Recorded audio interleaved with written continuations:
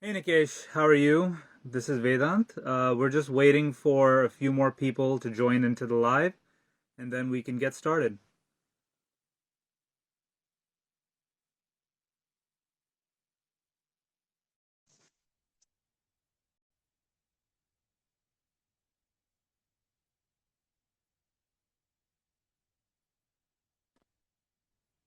Nice to see you. Hi Nikesh, how are you? Hello? Can you hear me? Ah, there seems to be a little bit of lag on the reception.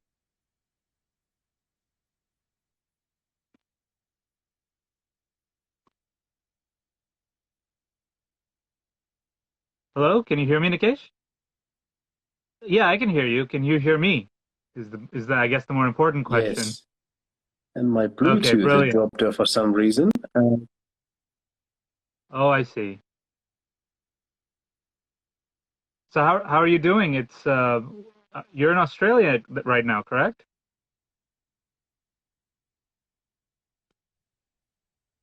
Can you hear me now? Yes, yes, I can hear you. I was asking. You're in Australia right now, correct? Yes, it's 11:30 now. This is usually my kind of. Wow, that's insane that you're up that late. That's right. Yes, I'm in We're Sydney, and it's 11:30 here. This is a good time to do this because this is usually my podcast editing and yeah, oh, no, I guess the late hours also put you in the mood a little that's bit, right. considering the subject matter as well. Uh, The so reception's you quite want? bad. I don't know if it's from your end. It's I'm not entirely sure. We've been having some issues all day today, but let's just see. Let's just give it a go and see what happens.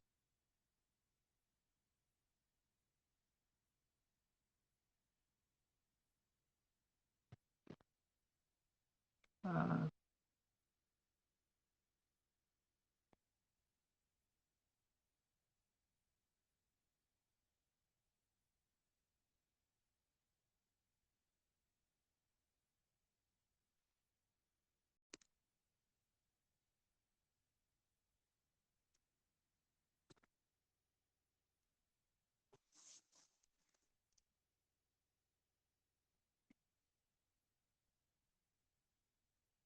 Yeah, good to see you, Safik.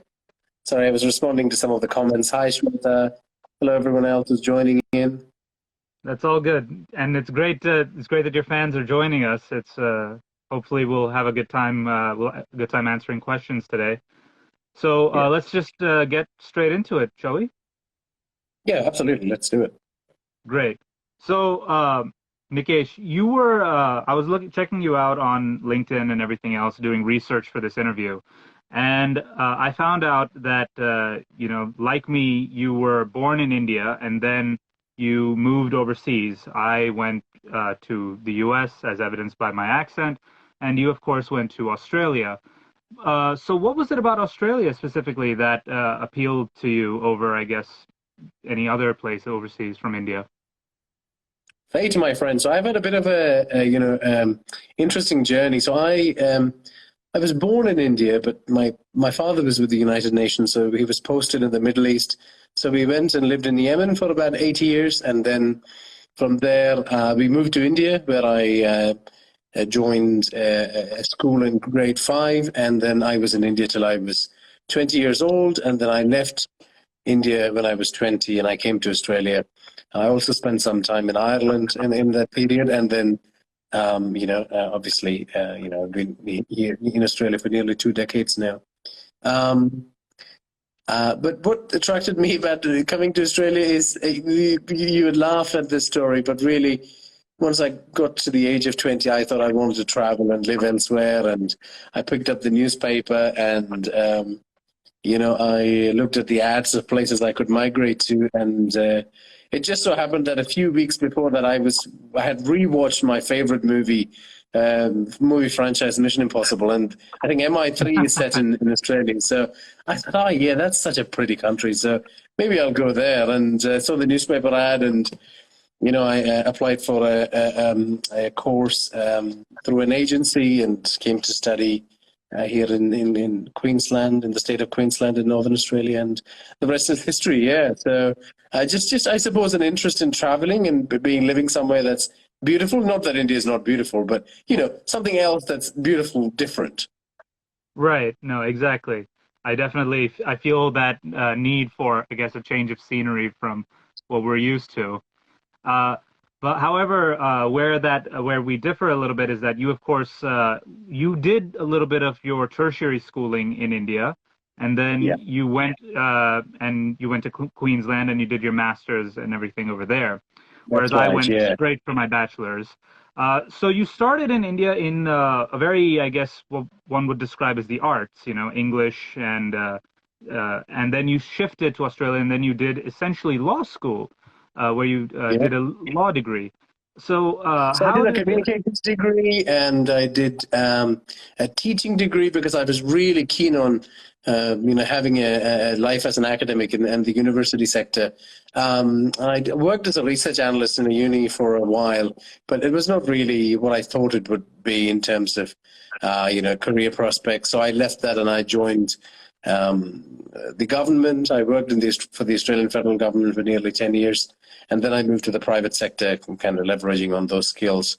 That's broadly my thing. But you're right. I had a bit of a shift in that I really, started off with a literature and world history background, and then moved to more a degree where I could use those skills to communicate a bit more professionally, but then also do a lot of courses where I could use my analytical brain.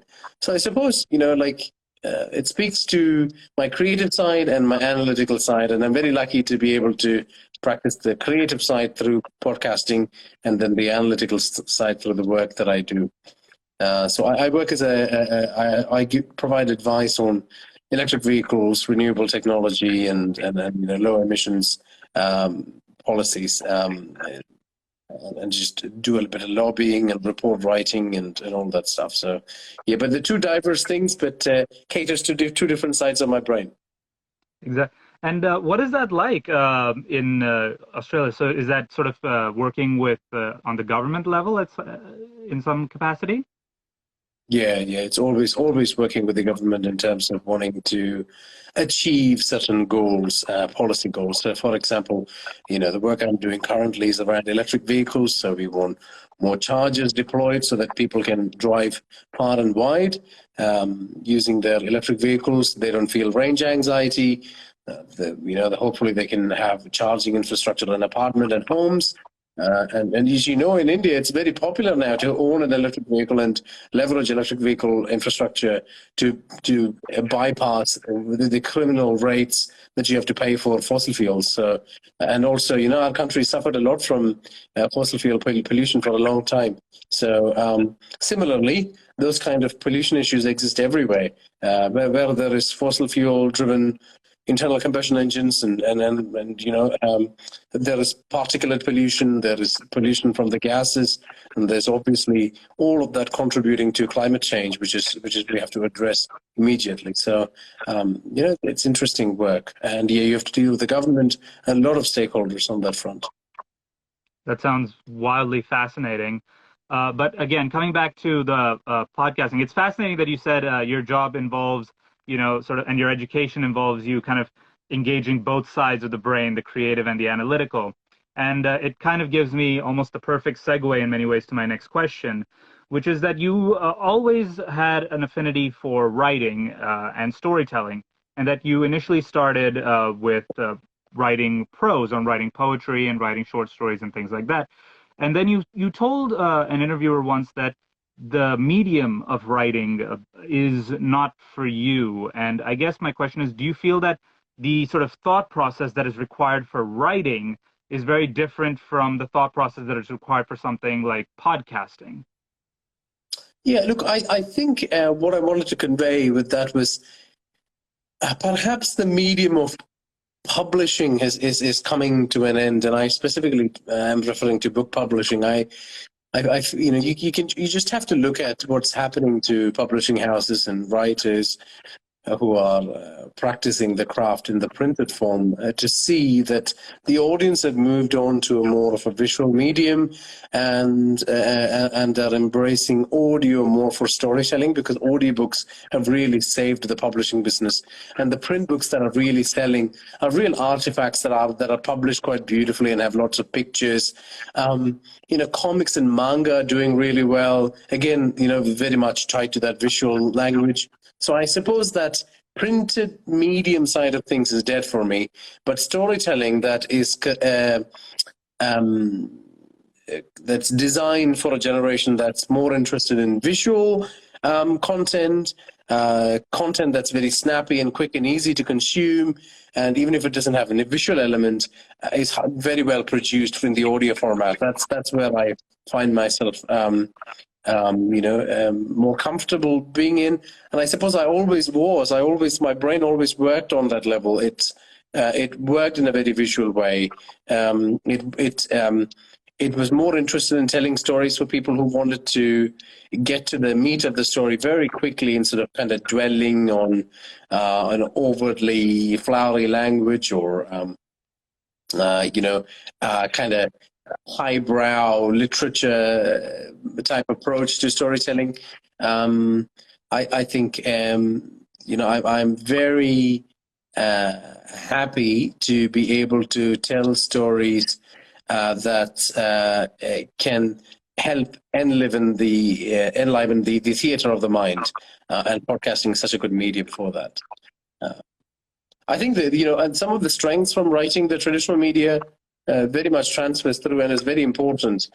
For example, for writing for audio, you need to be very good at descriptive writing and writing good dialogue and good scene directions that don't confuse the listener. So, all those things can only be obtained by practicing the traditional craft. But unfortunately, for a newer generation of people, there's just no incentive to work in the printed medium. It's such a loss-making exercise, financially, emotionally, otherwise, and you just won't get the audience that you deserve. Yes, absolutely. And as something of a bibliophile, it is quite a shame, because even with me, when I moved back to India, it was, books suddenly just became so much more difficult to find, and now suddenly I'm using everything on my phone, with the Kindle app and everything. It's kind of tragic in many ways to see where book publishing has gone, which is this, grand old medium of consuming stories. But it is also Yeah. very exciting that new mediums like podcasting have now sort of taken off in its place. And of course, your Yeah. podcast, Indian Noir, is one of the many shows that has taken off in huge, spectacular fashion in India. And of course, with the words noir, of course, there are references to film noir and, of course, giallo cinema from Italy. So what would you say you add to the show that gives it that unique Indian flavor, aside from, having Indian characters and an Indian milieu? Yeah. Yeah, I think that's a great question. I think what adds the noir flavor to Indian noir from an Indian perspective are some of the thematic concerns of the story. I think, horror and the kind of darker storytelling genres are. It's wonderful to set those things in India, because by its very nature, by the kind of cultural milieu that we have in India, and by the kind of some of the social mores, the political landscape, the kind of the history of crime, some of our myths, they all tend to have a darker shade to them. There are shades of nihilism and fatalism, and a desire to explore the darker side, the underbelly of life, in in these tales. So I think India is such a wonderful place to set these stories up. And also now, being said, there is also room to push the boundaries. So there are lots of taboos in our society, things that we Right. don't talk about. So these genres, by the very nature, tend to encroach on those topics. To give you an example, the recent horror series, the horror short story that I did, which was River of Nights Dreaming, it's about female rage and how women don't have control over pleasure and their own bodies across vast sections of the society in India. And Absolutely. horror became a way to explore that. And a lot of the stories have been done in the West, but in India they have not really been effectively told, not even in the visual media. So it's a great opportunity to use the podcast to talk to an Indian milieu and an Indian audience and talk about those Indian themes. Absolutely. And not only that, you tell multiple stories within the banner of your podcast. So you have, The Night Begins, Fear FM, Trishul, and stories like that. And in many ways, it's something that I personally have never seen before in podcasting, because usually you have kind of one dedicated through line throughout a podcast or one dedicated story. But what you have done is almost create the Indian noir podcasting universe in a way.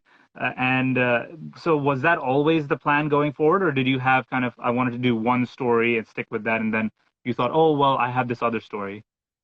Yeah, no, that was always the plan. The reason being, if I always wanted to switch genres. I think if you write one genre for too long, then you tend to repeat some of the language, the situations, the themes, and I wanted to avoid that by skipping, by swapping between a horror story and an action thriller and a crime story, and then just kind of keep looping through that.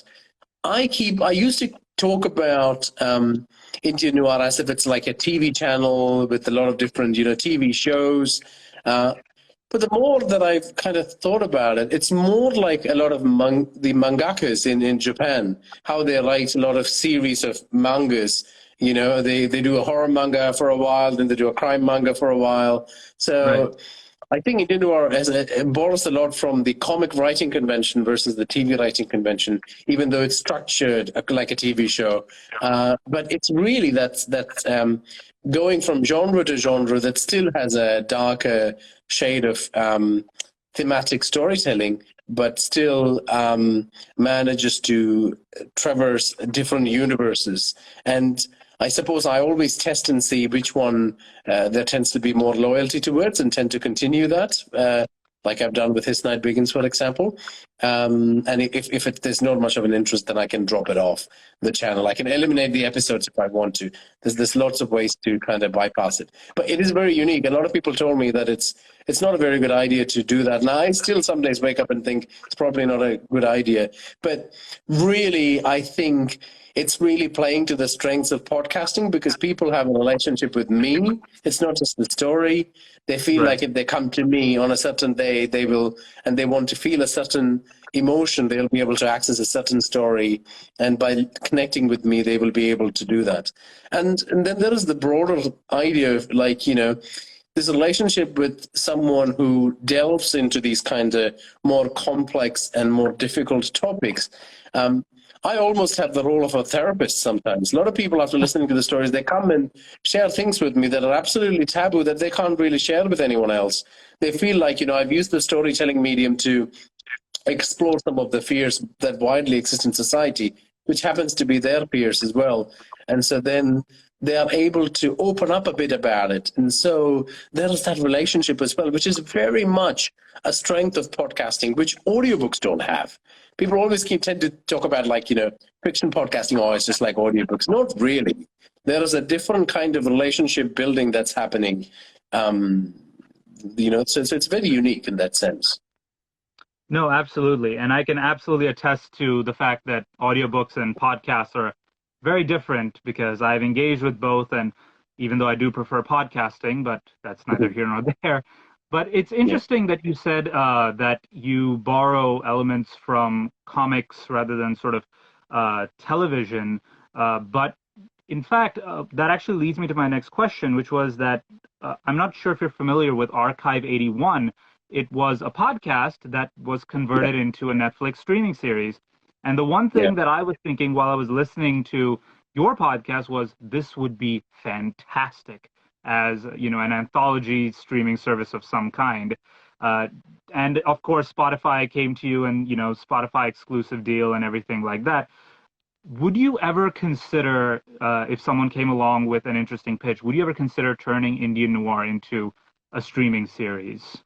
Oh, absolutely. And look, I already have an agent in Bollywood trying to shop it around. The fact of the matter is, it's extremely hard to make TV shows, even if they are, wonderful and have a great group of actors attached to it. Um, Podcasting to TV has not been very successful, other than the true crime shows. Archive 81, as you know, has been cancelled after its first season, partly because I don't think it played to its strengths. I think there's reasons why it didn't go forward. But I think like Indian Noir from India, it'll be one of those first podcasts, it's if that possibility opens up, we'll make that transition into becoming a TV show, at least some of it. I always also make an effort to try and meet people in Hollywood, even though there's very little chance of like an Indian story making it there. But it's still good to have a read on what the industry pulse is like, even in Hollywood. One of the things that I've been recently told is that anthology shows don't seem to do that well on Indian TV OTT platforms. So that's very interesting for me to hear. I don't know. Sometimes when I hear those things, I feel very dejected, because that was the same sort of conversation I used to hear from publishing houses, and that was their path to doom, their refusal to experiment or stick with things because it was too hard. That's what brought them down in the end. And if I hope Indian OT platforms don't behave like that. That they actually understand this is a very unique market, and if they there are all these other genres and subgenres that if they cater to, they will find a loyal user base. And if they just stick with the traditional nonsense and play it safe, they will find that the foreign OTT platforms will steal all their audiences. I'm speculating here, by the way, but and I'm talking about long term here. At the moment, we know how well regional OTT is doing, and that'll always be the case. But they just need to take a few more risks. Like there's this constant effort of trying to find a home for the different Indian noir shows. So yeah, that'd be awesome if that ever happens. Yeah, Yeah, and I think honestly, because even when I say that it seems more like Indian noir as it recently seemed to me similar to like the manga series from Japan. Basically, it heavily sits on the 5-act platform that TV shows are written on. So so really, it's more like a TV show on purpose, so that if one day it transition into a TV show, it's very easy to produce the scripts, the structure already there, so they can easily be miniseries, TV shows, anthology stories. So that's very conscious on my part, and I did that on purpose. Just in case an opportunity. and I'm going to be perfectly honest, I'm a little surprised. I can do the great Garima Sarana for being appointed as the CEO of Sochcast. So well done, Garima. And Akanksha, good to see you. Akanksha does a lot So, of awesome stuff on YouTube. She loves the kind of dark storytelling K-pop universe, and she does a lot of awesome stuff on that front. So, this is the other awesome thing about being in podcasting. You're exposed to so many other artists and awesome people who work in the audio space. absolutely. And so maybe, we can definitely get some of these guys on for future Friday Chats episodes. It would be a great Absolutely. conversation, I imagine. Yeah. But coming back to your thing about struggling to get the OTT angle running, I'm a little surprised because over here in Mumbai, all the OTTs I see are just crime shows in some capacity, or thrillers of some kind, and there's always in the trailers at least one horrific shot or one horrific scene. And so I have to be honest, I'm a little Yeah, surprised that you're struggling so much with it. I would have thought Indian noir, they would have yeah. been fighting tooth and nail for it. Um, It's a but long process. I think that's what it is. I think it's just a right. long, really, really long process of getting people to come on board to support things. And I think it'll eventually happen, but it'll be a long period of trying to sell ideas to people, meeting up with the right people, all that Yeah. stuff. So, Yeah, I can imagine it's an exceptionally difficult process to go through. We It seems we're having some kind of technical issues again. Nikesh, are you there? We seem to have lost Nikesh. 1 second. Let's see what we can do here.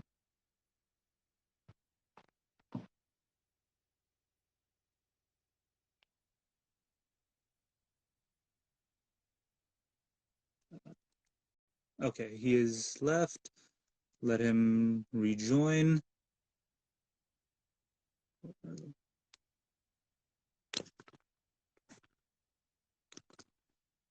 So I hope everyone who is listening is definitely enjoying the conversation. Uh, we are just going to wait for Nikesh to rejoin the live, and we'll continue our conversation from there.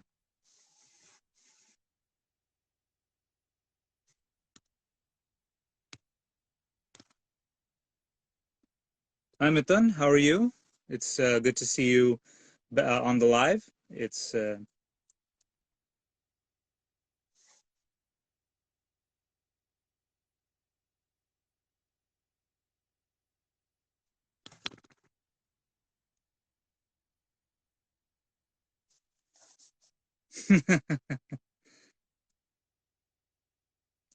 yeah. Thanks, Anusha, for the party celebrations. I only wish we weren't having these technical issues during the live.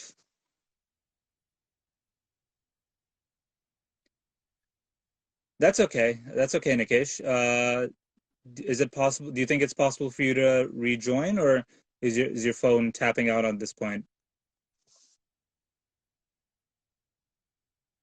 Check if you can join. Okay, great, great. We'll stay on the live. We'll wait for you. Hey, Mithun, I'm good. I'm good. Just trying to get through the week like everybody else.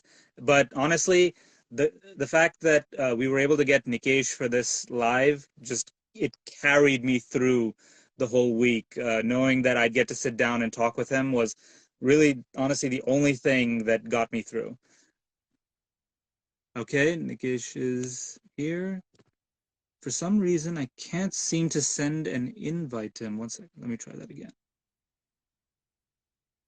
Yeah, the invite button is blanked out. I can't seem to press it for some reason.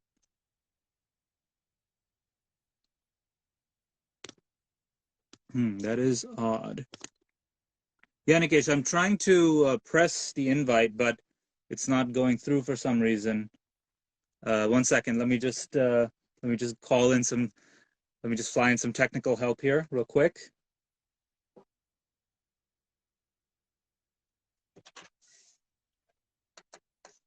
Did you manage? No, it's blanking. See? That's because he's invited. Oh, he has been invited. Yeah. Okay. Also, Mithun, I don't know if you remember Anusha. She's our technical help who just jumped in. Okay. So, Nikesh, yes, you have been invited back. I don't know if you're seeing an invite.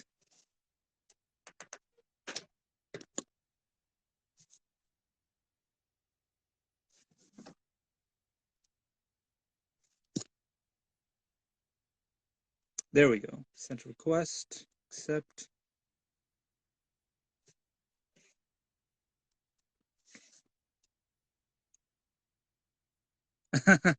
Yeah, Mithun, you might want to wait till the end of the video for that one.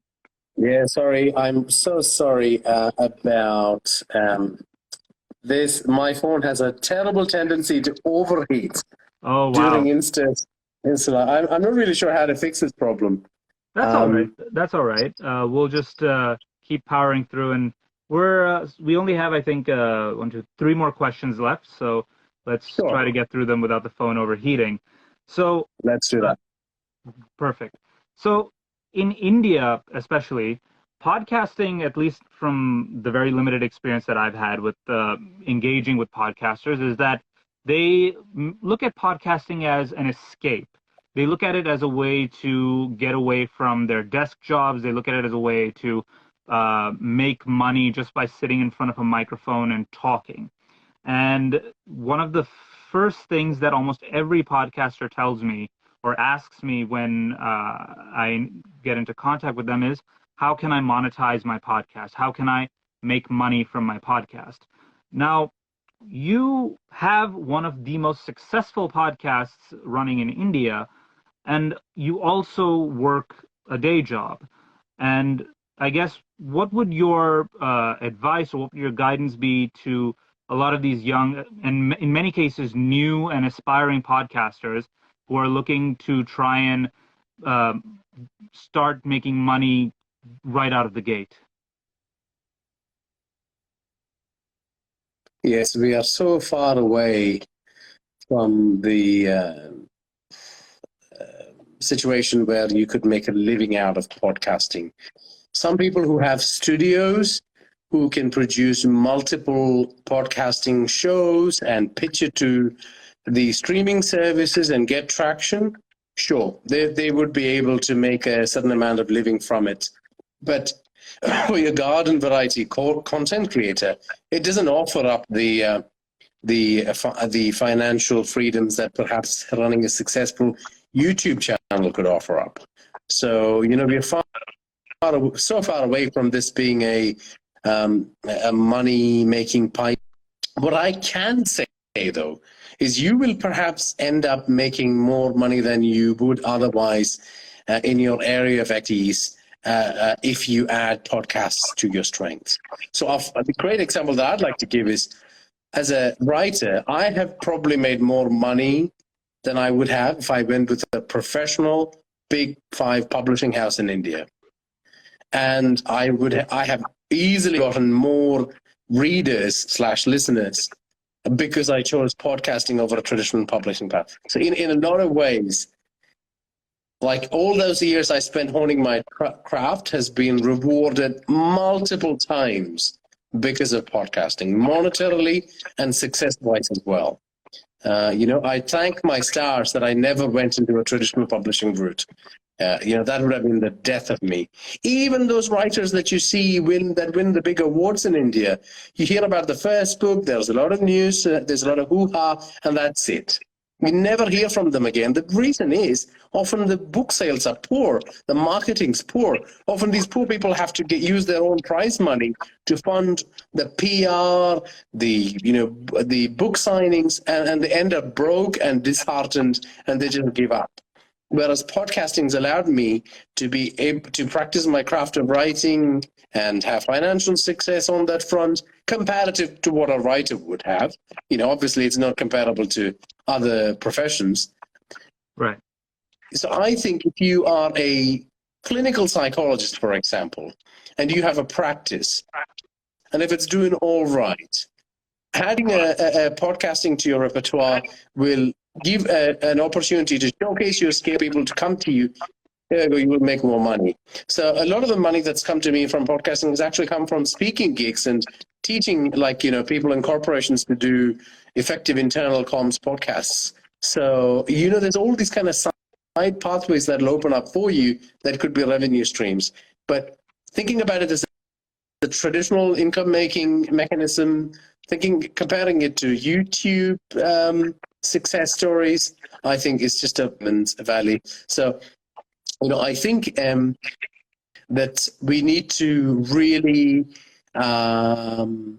work on trying to bring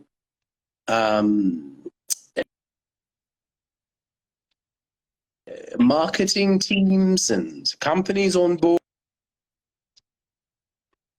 to make them understand how relevant and useful it is to have their ads on podcasts, because it's way more engaging as a medium. And there's the traction that you get from someone listening to your ad on podcast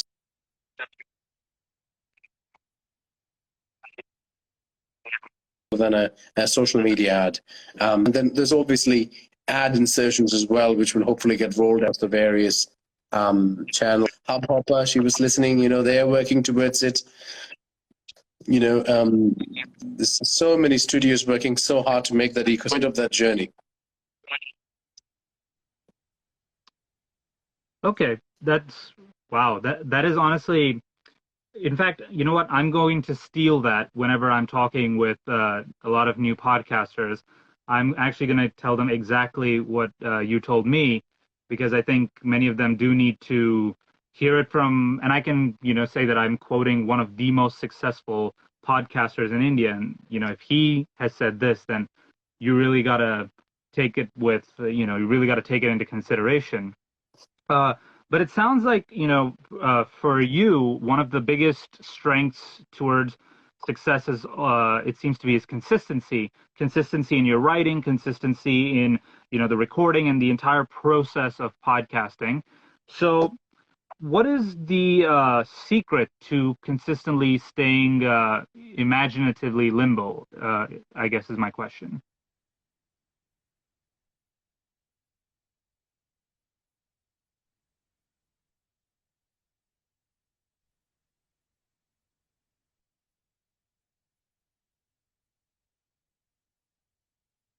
Nikesh, I'm sorry to interrupt. I can't seem to hear you.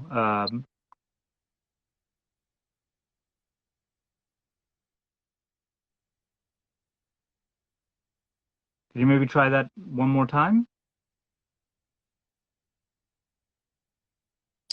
Sorry, I missed that question. So there's a lot of disruption at your end, so I missed that question. So I heard the first part, but Sure. not the ending. Sure. I'll ask the question again. How do you stay consistent in terms of getting podcasts just out the door? What is the secret to being consistent in podcasting? I might. Can you hear me now? Yes, I can hear you now. Could you hear me? I repeated the second bit of the question. Can you hear me now? Yes, I can hear you now. Oh, he's left again. Let's wait for him to rejoin. I'll send him an invite again.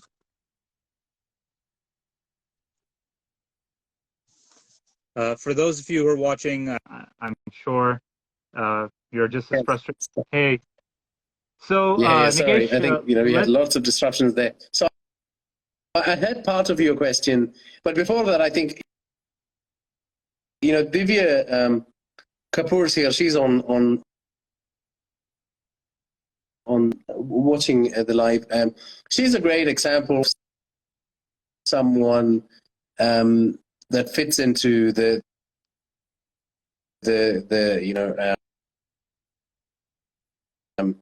this I was talking about in my previous answer, is that she has got an expertise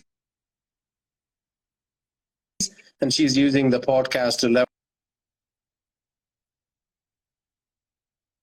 and talk about her expertise more there, and thereby establishing her credentials as an expert and bringing in business for her. So there's numerous examples of all under the banner that I talked about. But just going back to your answer, which I heard half of, I think you were asking about how it's given me the ability to be regular, help me boost my imagination. But I missed the last part of your question. that was honestly my question, was how do you stay regular? How do you stay consistent? What is the secret to being imaginatively limber?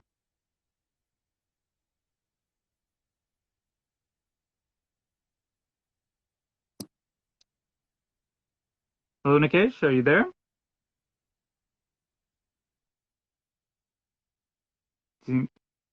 Hello? Could you hear me? Could you hear me ask the last bit of the question again? Yeah, look, uh, yeah, sorry, it's very disruptive.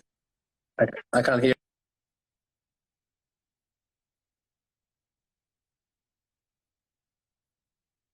My goodness, we are experiencing quite the technical issues here.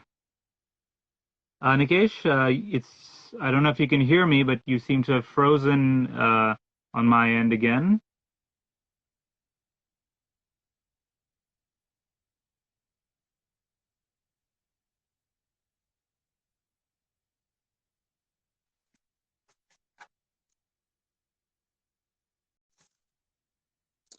Again, guys, I am so sorry for all the technical issues that we've been experiencing. We'll try to get Nikesh back on and hopefully finish out the last bit of this discussion. And yeah, let's wait and see when Nikesh can join us. Hopefully, he can get his phone issues sorted. Happy to type out the answer. That's fine, Nikesh. That's absolutely fine. So I guess my question was, what is the secret to staying imaginatively limber uh, in your field of fictional podcasting?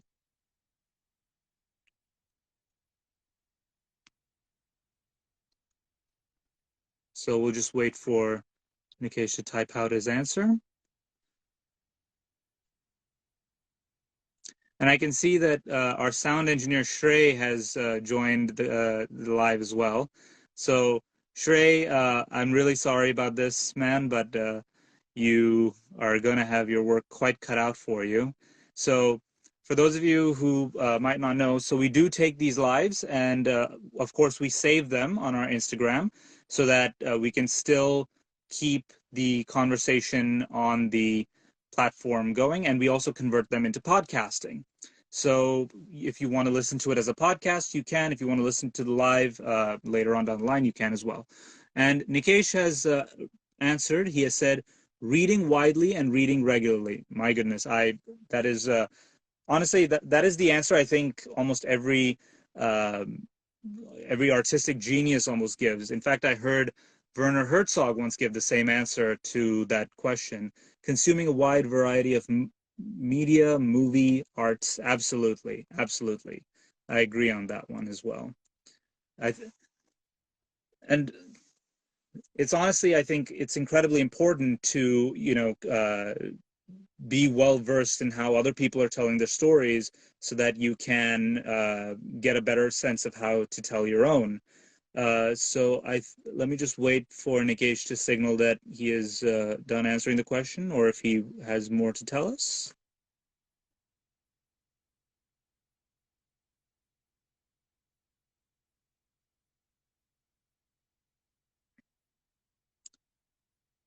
Variety movie.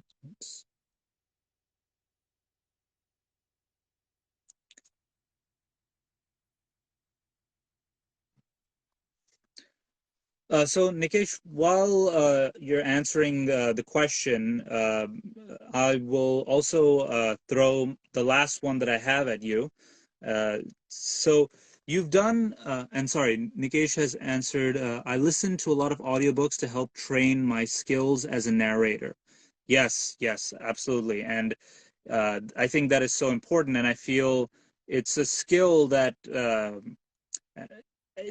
I feel a lot of podcasters can definitely try and learn from, because even in India, while we have a lot of fantastic speakers, I think a lot of our podcasts can definitely benefit from individuals who take the time to learn the art of public speaking, learning how to speak into a microphone, because that can be a very daunting experience. And Nikesh continues, I read genres that I don't write in to see what narrative techniques might be useful for horror and crime. That is brilliant. Absolutely. Horror and so uh, I'm assuming that's quite a wide range. And yeah, I mean, even as a podcaster myself, it is always great to. I in fact love the Freakonomics podcast.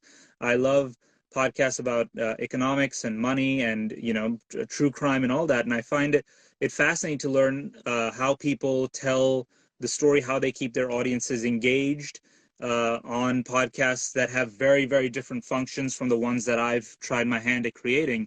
And seeing how they do it is absolutely a very inspirational method of learning to get better at the art of podcasting. So I'm going to wait for Nikesh to continue.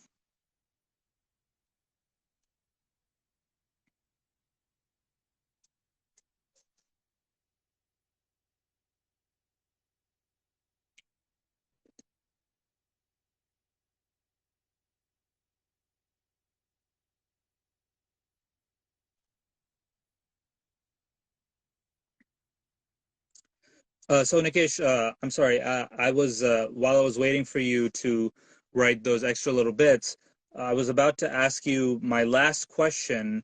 So I'm not sure if you're still typing or. And sorry, he's continued. More importantly, to stay limber, move from genre to genre, crime then horror then action thrillers, experiment with length. Yes, that is and in fact, I think you practice that quite well with, of course, your own podcast where you do crime, horror, and then you do action as well. Now, I'm honestly a little interested to see if you will jump into any other genres. And with length, yes. Honestly, for me, I feel like when podcasters make long podcasts, it is, of course, practice for the whole speaking, exercising the muscles. And yeah, I absolutely agree. Experimenting with length is a hugely important facet to helping yourself become a better podcaster.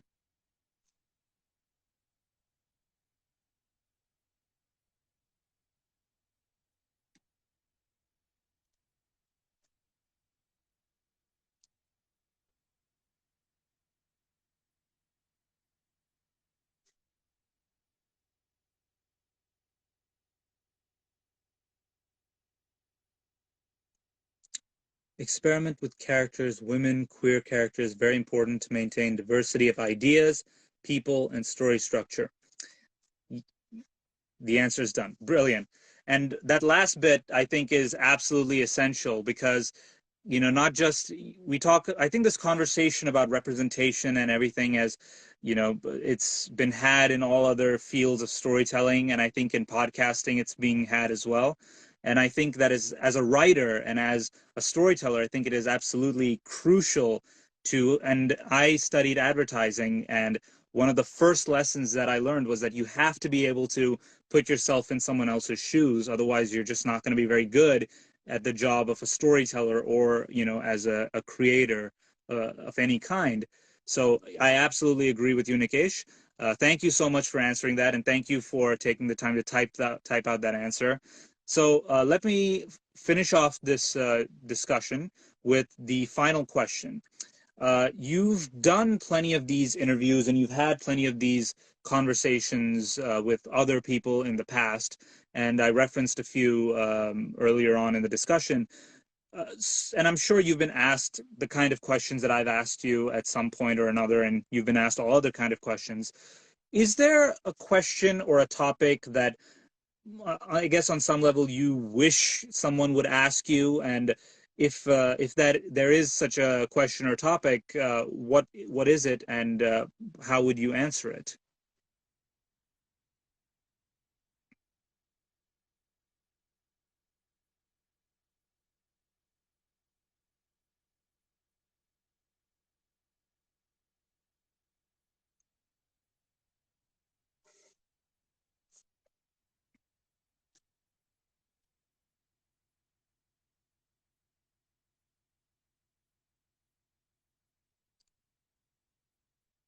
And also, guys, this might sound a little weird. I don't want to spook anyone, but I can hear what sounds like typing, and I'm sitting in a soundproof studio. I don't know if it's like some kind of thing that Instagram has where you can hear the other person typing. I don't think that's a thing, but I can genuinely I feel like I can hear typing, and not just like keyboard typing. I'm talking like typing on a phone.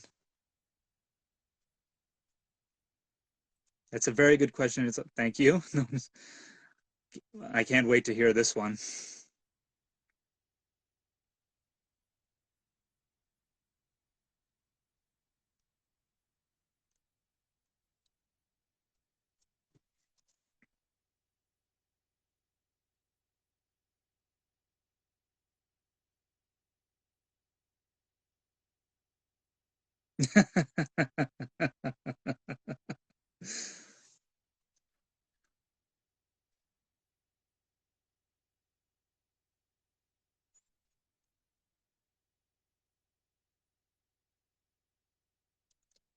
Well, Anusha, maybe you should have waited for me to actually step out of the studio and you could have spooked me proper, good and proper. Now I'm completely on guard for when this is over.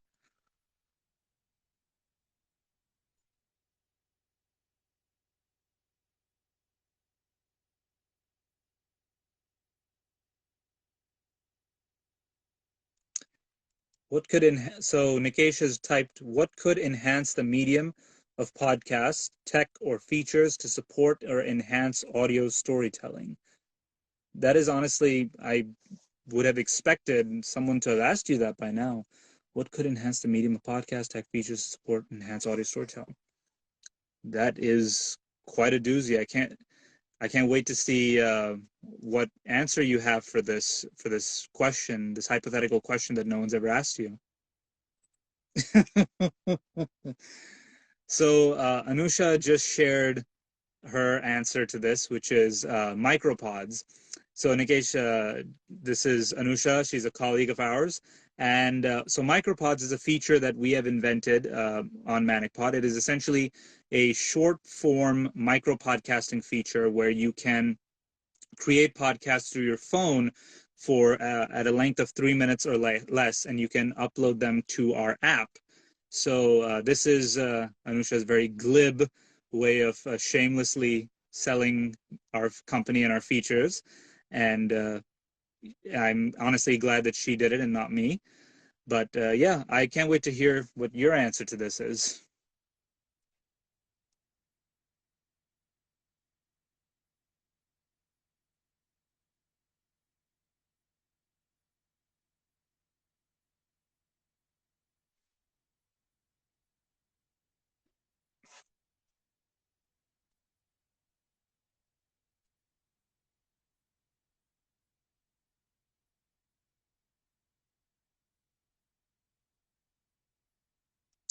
I think the ability to incorporate animation, interactive polls, and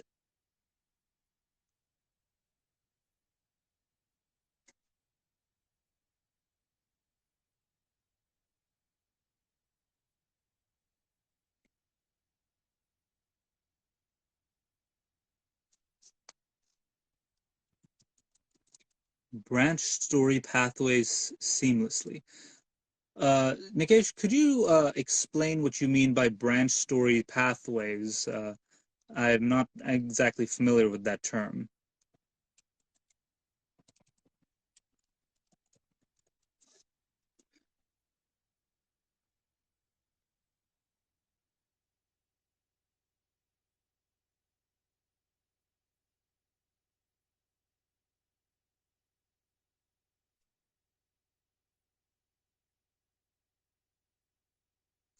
I also believe in the power of micropods. I think people are sleeping on the power of short form podcasts. Yes, Nikesh, you have just, I think, made everybody at the office, I think you have just made our day with that statement. Uh, Maybe, if you feel like it, you should definitely try it out and, let us know what you think about the software. So choose your own adventure feature in a, oh my goodness, that is honest. That is, honestly, my mind has been blown a little bit right now. A choose your own adventure feature in a podcast. You know what? And our one of the company's co-founders, Mr. Keenan, just commented, and honestly, I think we should, Keenan. I don't know if you're listening to this, but we should try everything that Nikesh is suggesting here. This is gold dust that he's sharing right now. The ability to go from certain portion of the podcast to another one. Yes, yes. This is absolutely fantastic. I can't believe no one's actually even thought of that before.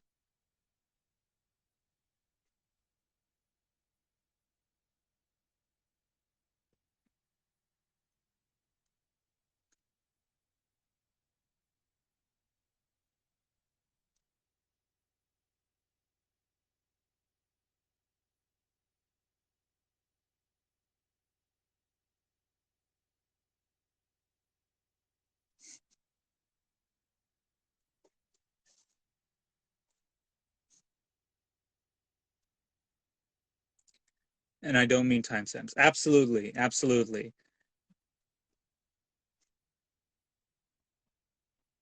True interactivity. That is no, absolutely, Nikesh. I totally get what you're saying, and I think like the whole timestamps thing is a little would get a little tedious. I think after a point, we definitely need to look at true interactivity in podcasting. Absolutely, I think for me it'll be a groundbreaking feature as a storyteller.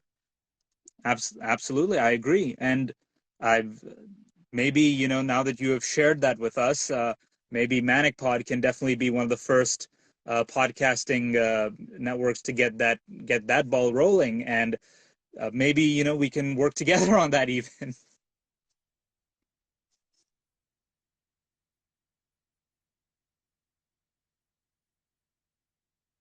Absolutely. Thank you so much, Nikesh. I appreciate it. Everybody at manicpod appreciates it, and also this true interactivity podcast. We will definitely be looking into that. We will be looking into the animation. We'll be looking at the interactive polls.